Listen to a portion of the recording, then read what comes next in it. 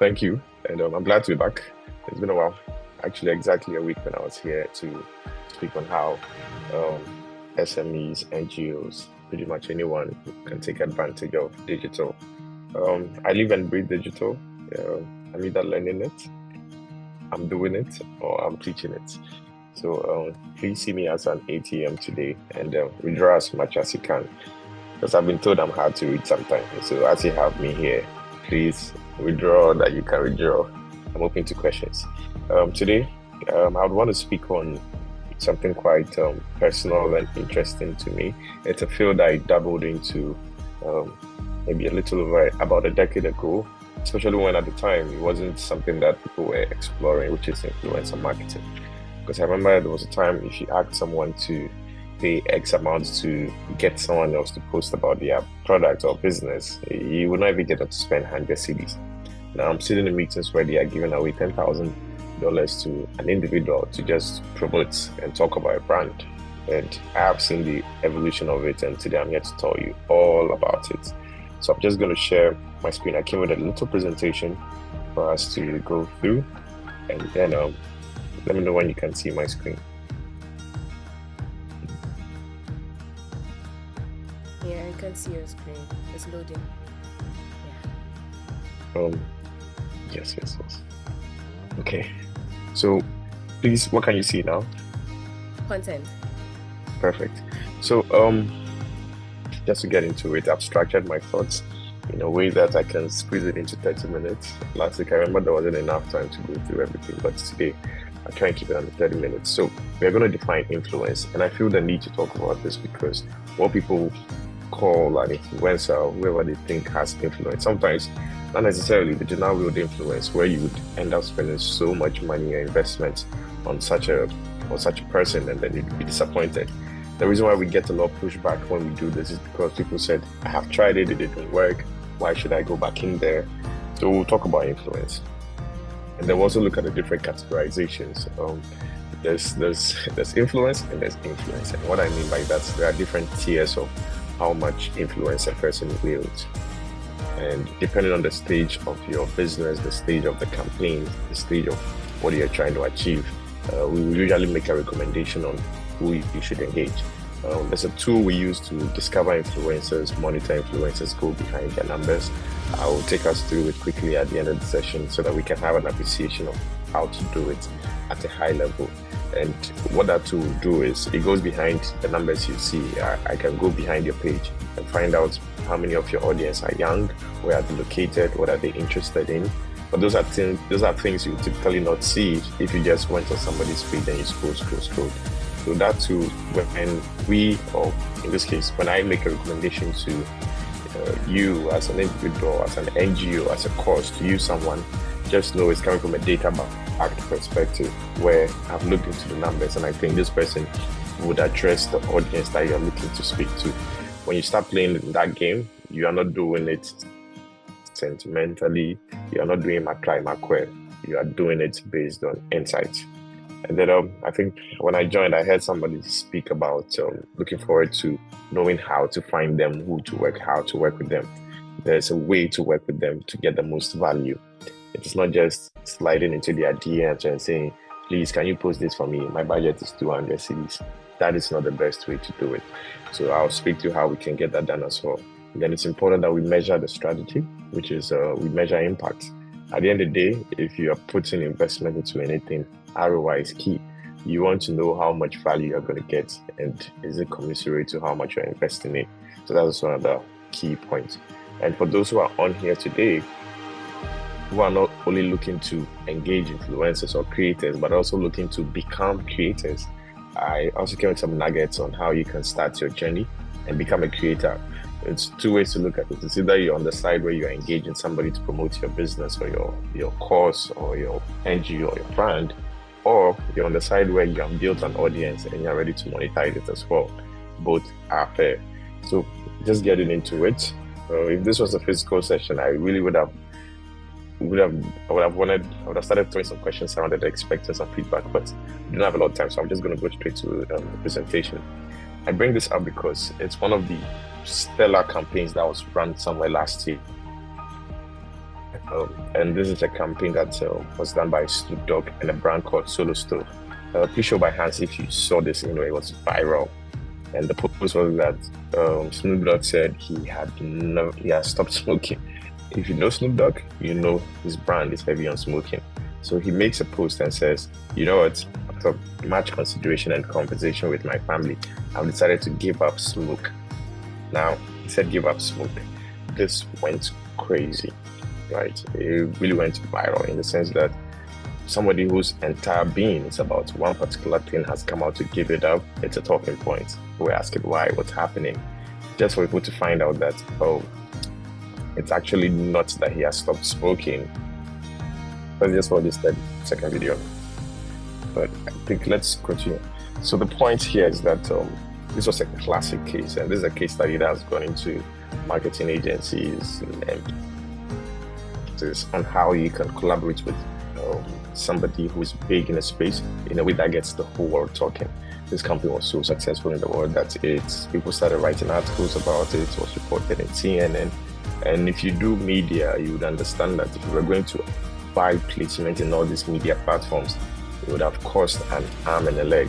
But with this strategy, it worked really well in the sense that you had everybody talking about it without spending a dime outside of how much you paid the influencer. Now there's a catch.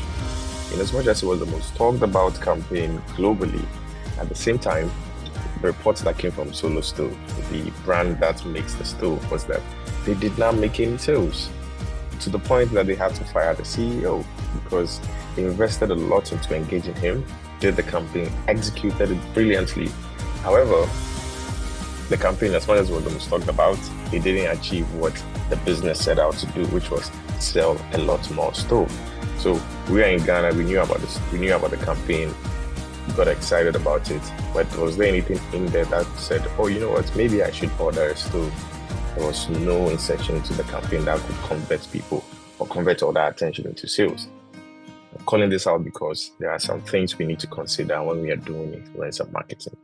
The talk and the fuzz and the fanfare are great, but as a business, as an institution, you want to really, really ensure that it is touching your bottom line. And what's bottom line here? If you're a new business and you're looking for awareness, they are the ones we can recommend who give you all the eyeballs. Everybody knows about you. That's great. If you're at the point where you are rolling out a product and you want people to try it, there are also tactics that we use to ensure that people not only see the product, but are moved to try the product. There's also the tactic where you want to ensure if it's a sales campaign and you're engaging an influencer, don't settle for they giving you eyeballs. Yes, people saw the product, but did you make it a sale? No, because you did not insert any conversion tactic in there. So I'm calling this out so that we can begin to appreciate what influencer marketing really is. So that when a lot of times I hear people say, I didn't get any value, I use this person, or James I usually don't blame the influencer. I blame you, the person who went to engage without putting a good framework around it, setting the expectation, and letting the person you're engaged understand that this is the outcome you're looking to achieve. If you take that approach in the engagement, a lot of times the influencers would even meet you halfway and say, you know what, I don't think I can deliver on this. Or they could also come up with ideas on how we can best achieve those goals. So in my years, in my career, every time somebody comes and say influencer marketing doesn't work, the moment you start going into what they've done, who they engaged, you begin to realize they did not get it right from the jump. So we'll get into it and get a full appreciation. So let's define influence. When somebody says, I'm an influencer, what does that really mean? This, and I always say this, influencer marketing is not groundbreaking. It's not an avant-garde phenomenon. It is as old as marketing. It's the same reason why we've had brand ambassadors in years past. The same way you use recognizable people on billboards and TVs, use a recognizable voice for a radio ad. It is the same thinking. You want to use somebody who has who wields influence within a specific group of people, somebody with the capability to cause change or get somebody to take an action. That is the bottom line of influence. So the capacity to change the opinion and behavior of others is influence. This is where I draw the line with influencer marketing. So if you're going to do a campaign, you want to get somebody to speak for your brand. The question is, do they have the capacity to change somebody's mind, somebody's opinion about your institution? At the end of the day, when you set up an institution, there's a reason why you set it up. If it's to drive, let's say you're in the climate change space and you want to drive conversation around people going green. Now, if you want people to go green, you need somebody who has a voice when they say, you know what, we are degrading the environment by doing X, Y, Z. It is time for all of us to go green. Will people hear that person and be like, maybe I should reconsider? Or do we hear the person and say, come on, Masalia? That is the difference between somebody who wields influence and somebody who has just an audience. So when you're doing influencer marketing and you're trying to engage somebody, just put this in your head. Can the person cause change? Can the person cause somebody to change an opinion? There are a lot of times we've bought things online based on what we saw elsewhere. Sometimes it is almost unintentional. It's intuitive. That because you saw it with this person you've been following for years, all of a sudden you felt like this is a credible brand to deal with. That right there is influence. So let's just keep this definition in our head that that's what influence means. Now, the reason why we've seen a lot of people putting a lot of budget into influencer marketing is because of these numbers. This is backed by research, where now we know that 90% of people trust people over brands. If Yaira or Betty, someone tells me about the product they used, I'm most likely to believe it than seeing it on a billboard or seeing it in an ad, because I trust the people I know over the brands that I see. 71% of people use social media when using something, when looking for something to buy. So that you're searching, you go on IG. Social commerce is big now. People buying and transacting on social media is huge now. And it's getting bigger and bigger because the human interaction is there. Therefore, if you leverage on people who have audience, you are more likely to get people to buy from you. Everybody hates ads, let's be honest. We all find ways of escaping ads. We don't want ads interrupting our TV show. We don't want ads when we are browsing the web. When you're listening to music on radio, you don't want to hear an ad. Everybody hates ads. However, if I serve you the same information through somebody you know, I am very, very likely to get that message through to you. So these are the numbers behind the reason why influencer marketing is important and why we are seeing a lot more investment going into it. Now, the research finally said that people received $6.8 in earned media value over every $1 spent. Now, what this means is that if I spend $1 on a Facebook ad, for instance, the earned value could be 1.5. However, if I spend the same $1 on somebody to post for me, the value I get in return in earned media is about X 6 times. You can't debate these numbers. Influencer marketing works when done right. So this is why you should care as an institution. Like I mentioned, the 90% of people trust people over brands or institutions when they speak directly to them. 81% of consumers also trust advice and information from blogs that are personally written by someone. And 71% of consumers, again, are more likely to make a purchase based on social media referrals. This is why some of us still have a job, because when we use it and we use it well, clients see the results. So this just shows, this is a cutout from a Deloitte report that shows the percentage of respondents who agree or strongly agree that online content creators are more trustworthy to them than when they hear brands speak. I think this just goes to buttress the point that people trust people more than they trust brands. Let's make this distinction. Following is not equal to influence. It's one of the questions I get a lot of time. So I have somebody who has 1 million followers. I give them my artwork to post, and then I saw only 50 likes on the post. This is somebody with 1 million followers. When we get to the tool, I'll begin to open up to you guys what it really means when you have 1 million followers. How many of those are actually real followers? How many of them are actually in the region you are speaking to? There are some creators in Ghana, when I go behind their numbers, some of them have nearly 20% of their followers from Philippines, 10% from India, and then the Ghana component is 40%. Meanwhile, they project as a Ghanaian creator. So if I am engaging you, I speak to you and I tell you that, look, these are the real numbers behind your page. These are things people wouldn't see, but you could see from here that I would not get to reach the Ghanaians I want to reach from your page. And then that begins to set the tone on how we can work together. So please decouple following and influence. Remember the definition of influence I gave: somebody with the capability to cause a change in opinion or behavior. Now that influence.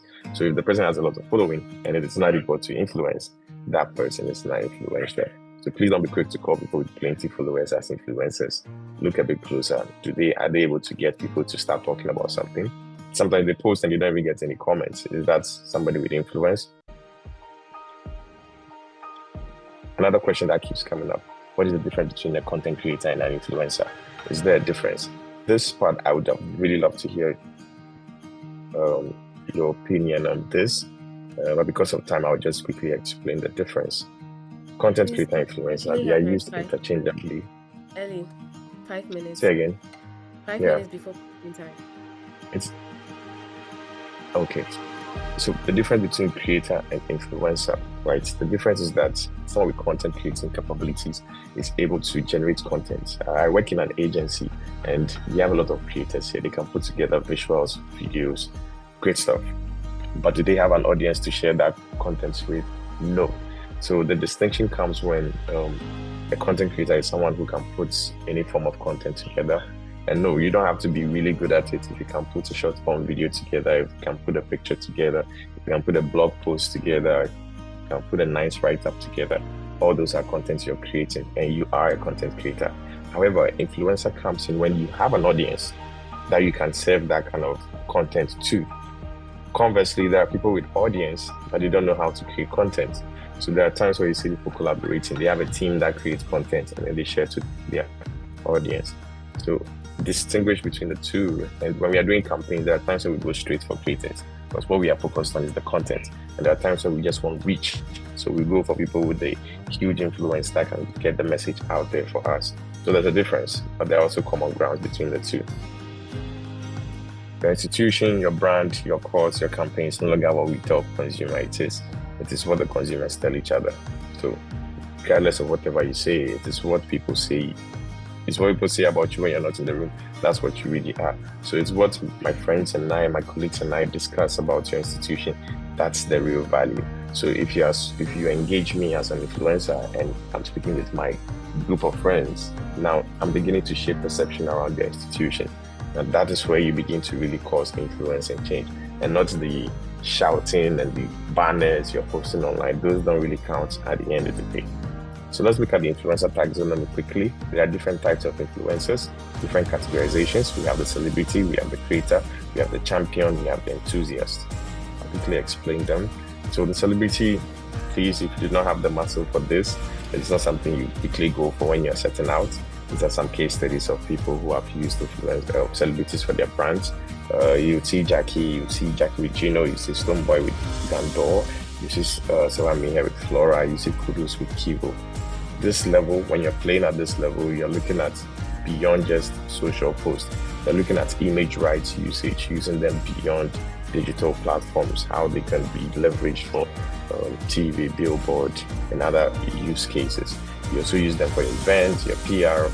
The usage of a celebrity influencer comes with more gravitas and more scope than a typical influencer engagement. So just to keep this in mind, in 2015, FDA put a ban on engaging celebrities for alcohol.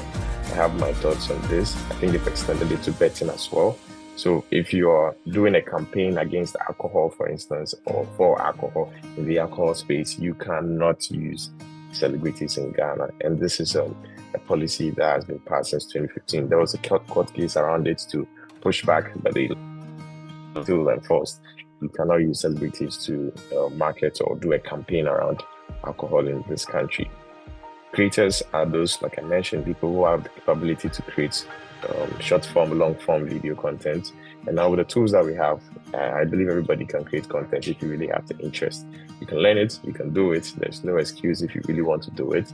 The tools are there to help you do these things. So these are some of the creators we have in the country. People who are able to create content, skits, brand content, and they do them really, really well. Champions are more niched. They to a very, very narrow path. So content creators are more fluid. They can create on different things, different topics, different locations. But you realize the champions are people who are niched in their content creation. So if it's fashion, if it's lifestyle, they even go a step lower. Fashion, what kind of fashion? Is it just makeup? Right? And they are more niched in their approach. When we are doing campaigns, we find people like this when it's very brand specific or interest specific, and they also work. So these are some of the champions that we have. They champion very specific things. You know them for one thing and one thing only. Those are also great for some of the campaigns you could run. And then we have the enthusiasts. The enthusiasts also are, I think we all fall under enthusiasts. There's something we're all interested in. So for the social accounts, there's something that one particular thing that keeps coming up on the kind of post you do.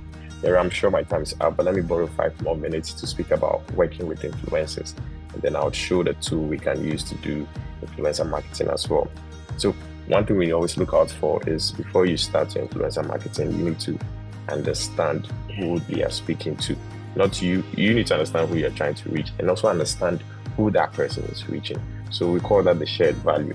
It's important that you and the person's value are the same. If you look at the enthusiasts, the content creators, the celebrity campaigns that we've done, it makes sense to connect. Kivo Gary is telling you that Kivo will give you energy, Gary will give you energy. So they are using somebody who's energetic kudos. So there's a shared value there. He's an athlete and it makes sense. You have to find ways of discovering them. Where do you find them? Which platform should you look for them? That's important. How do you monitor them when they're running the campaign for you? That's important. How do you even start to take action and start building relationships with them? That's important. Then how do you measure when they make a post for you? That's equally important. So things to consider. Make sure that, I think for me, the shared value is important. The fact that the person has audience doesn't necessarily mean they are good for you. If you're in the green space, you need somebody with a voice who has been speaking about climate change, going green. That person, even though they may not have 1 million followers, will do more for you in terms of impact compared to someone else who's probably, say, a blogger into celebrity space posting about green. There's just a huge disconnect and it doesn't work and you're throwing your investment away. Also develop a schedule when you're working with them. Let me walk you guys through quickly how we engage influencers. We reach out to them, we have a meeting with them, we agree on what they need to do, we agree on the potential outcome of the campaign, we sign agreements with them, which includes code of contact.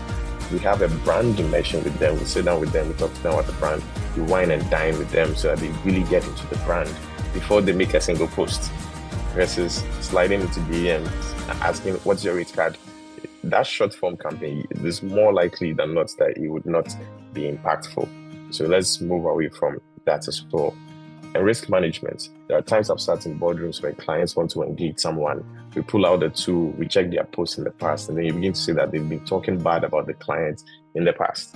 Now, you can't use somebody who's been talking bad about the clients as the same person trying to now advocate for the client, because their audience will say, but you yesterday, you were bashing them. Today, you're speaking for them. Have you been paid? You lose authenticity, right? So risk management is one thing that we really make sure that we do audience qualification and ensure that you are connected with the audience the client is trying to reach. Because of time, let me just quickly show the tool we use for influencer marketing so that we can all appreciate how to really approach. So let me just do that in a minute.